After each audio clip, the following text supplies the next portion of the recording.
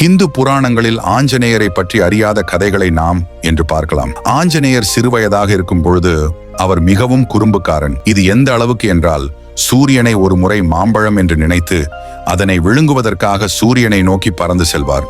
இதை பார்த்து இந்திரதேவன் அவரை தடுத்து நிறுத்தி, இது நீ ஒன்னும் மாம்பழம் அல்ல, இது சூரியன் என்று அவருக்கு விளக்கி கூறுவார். இதனை சிறிதும் பொருட்படுத்தாமல் அனுமான் சூரியனை விழுங்க ஆரம்பிப்பார். இதை பார்த்து ஆத்திரமடைந்த இந்திரதேவன் தன்னுடைய வஜ்ராயுதத்தை அனுமான் மீது பயன்படுத்துவார். அதில் அனுமான் தாடையில் அடிபட்டு அவர் இறந்து விடுவார். இதை பார்த்து சோகமடைந்த அனுமானின் தந்தை வாய்தேவன் அனுமானை தூக்கி கொண்டு ஒரு குகைக்குள் சென்று அனைத்து காற்றையும் தடை செய்து விடுவார். சூழ்நிலையை புரிந்து கொண்ட பிரம்மர் இந்திரனை அழைத்துக் கொண்டு வாயுதேவனை பார்ப்பதற்காக செல்வார். அங்கு சென்று, இந்திரன் இவன் உங்களின் மகன் என்று தெரியாது, என்னை மன்னியுங்கள் என்றார்.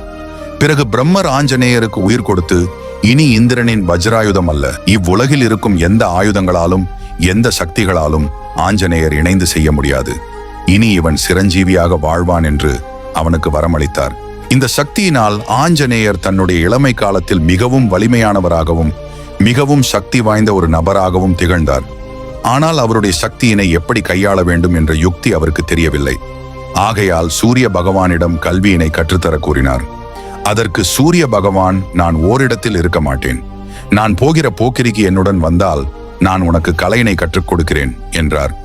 ஆஞ்சநேயரோ வாயுபுத்திரன். ஆகையால் சூரிய பகவான் போகும் வேகத்திற்கு ஈடு கொடுத்து அவரும் சென்றார். அப்பொழுது ஹனுமானின் வாளுக்கு பின்னாலே அனைத்து நவகிரகங்களும் வரத் தொடங்கிவிட்டது. இதனால் ஹனுமானின் வாளுக்கு பின்னால் அனைத்து நவகிரகங்களும் இருக்க வேண்டியதாகிற்று. இந்த காரணத்தினாலே அனுமானின் வாழ வழிபட்டால் நவகிரகங்களில் பாதிப்பிலிருந்து விலகல் கிடைக்கும் என்பார்கள். இதேபோல் ராமாயணத்தில் போர் உச்சகட்டத்தில் இருந்த பொழுது அந்த சமயத்தில் ராவணன் பக்கத்தில் இழப்புகள் பெரிதாக இருந்தது. இந்த காரணத்தால் இராவணன் அவனுடைய சகோதரன் மகிராவணனை அழைத்தார். மகிராவணன் மாயாஜால வித்தைகளில் கை சேர்ந்தவன். அவனால் யார் உருவத்திற்கும் எப்போது வேண்டுமானாலும் மாறும் சக்தி இருந்தது. இதனால் விபூஷணன் உருவத்தில் சென்று ராமர் மற்றும் லட்சுமணன் இருவரையும் மகிரவணன் பாதாள உலகத்திற்கு கடத்தி செல்வான். இதை அறிந்த ஆஞ்சநேயர் அவர்கள் இருவரையும் காப்பாற்றுவதற்காக பாதாள உலகத்திற்கு செல்வார். அப்போது ஒரு உயிரினம் அனுமானை தடுத்து நிறுத்தியது. அது பார்ப்பதற்கு பாதி மீன் மற்றும் பாதி குரங்கு போல் இருந்தது. ஹனுமான் இவனை ஈஸியாக வென்றுவிடலாம் என்று நினைத்தார்.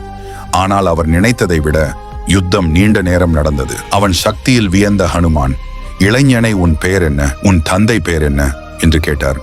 அப்போது அவன், என் பெயர் மகரதுஜான், என் தந்தை பெயர் அனுமான் என்று கூறினான். இதில் குழப்பமடைவார் ஹனுமான். அப்போது அந்த இடத்திற்கு வந்த சுவிட்சர்லா தேவி என்ற ஒரு கடல் கன்னி, ஹனுமான், நீங்கள் இலங்கையினை எரித்துவிட்டு கடலில் உங்கள் வாளை அலசினீர்கள்.